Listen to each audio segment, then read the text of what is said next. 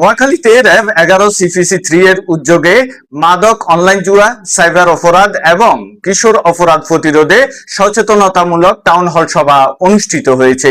সোমবার সকালে বেগমগঞ্জ পাইলট উচ্চ বিদ্যালয়ে টাউন হল সভায় বেগমগঞ্জ উপজেলা সহকারী কমিশনার ভূমি মোহাম্মদ শাহাদাত হোসেন, র্যাব 11 CPC-3 এর কোম্পানি কমান্ডার মিঠুন কুমার কুণ্ড, বেগমগঞ্জ থানার ওসি মোহাম্মদ শামসুজ্জামান, মাদকদ্রব্য নিয়ন্ত্রণ অধিদপ্তরের উপপরিচালক মোহাম্মদ হাবিবুর রহমান সহ অন্যান্য অতিথিরা শিক্ষার্থীদের সচেতন হওয়ার আহ্বান জানান।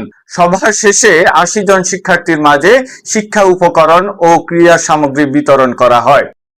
আবার মাদক সেবনকারীদের বিরুদ্ধে আমরা সামাজিকভাবে, পারিবারিকভাবে, রাষ্ট্রীয়ভাবে আমরা অবস্থান নিব, আমরা প্রতিহত করব, আমরা নিজেরা মাদক থেকে দূরে থাকবো। আল্লাহ আমাদের কবুল করুক। আমাদের আগে দেশ, সবার আগে বাংলাদেশ। আমরা ইতিমধ্যে এই স্লোগানের সাথে পরিচিত। আমরা যদি সবার আগে বাংলাদেশকে এগিয়ে নিতে যাই, তাহলে সকলের সম্মিলিত প্রয়াস এখানে দরকার।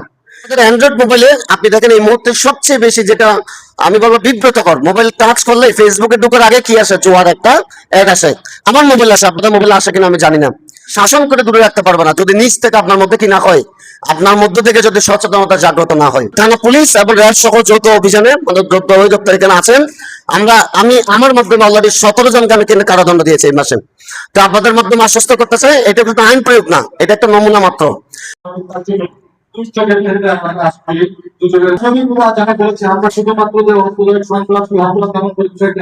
এই সামাজিক সমস্যাটা শুধু আইন শৃঙ্খলা বাহিনীর পক্ষে সম্ভব নয়, যার যার অবস্থান থেকে সমাজের সকল স্তরের মানুষকে এটা নিয়ে কাজ করতে হবে। আসলে এর উদ্দেশ্য থেকে মুক্তি পাওয়া সম্ভব না। সবার আগে আমরা যারা আজকে ভবিষ্যৎ নাগরিক এদেশের, আমরা যারা আজকে এই ভবিষ্যৎ প্রজন্ম, তাদেরকে এগুলোতে কি হতে হবে, সচেতন হতে হবে। এবং হারি জিতি না ইলাজ, এই বাংলাদেশটা ভালো থাকলে আমাদের সবার জন্য ভালো। কেন পারবো না? আমরা পারবো, ইচ্ছা থাকলে উপায় হয়।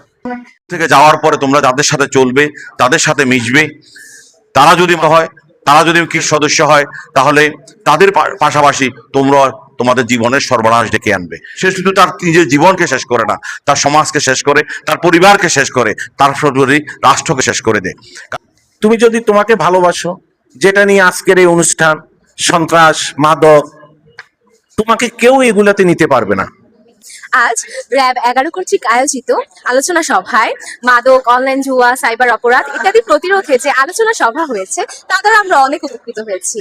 মাদক হলো এমন একটি বস্তু যা মাদক দেহের মস্তিষ্কে বিকৃতি ঘটায় এবং এই মাদক আমাদের বর্তমান সমাজের জন্য একটি সবচেয়ে বড় সামাজিক ব্যাধি হয়েছে।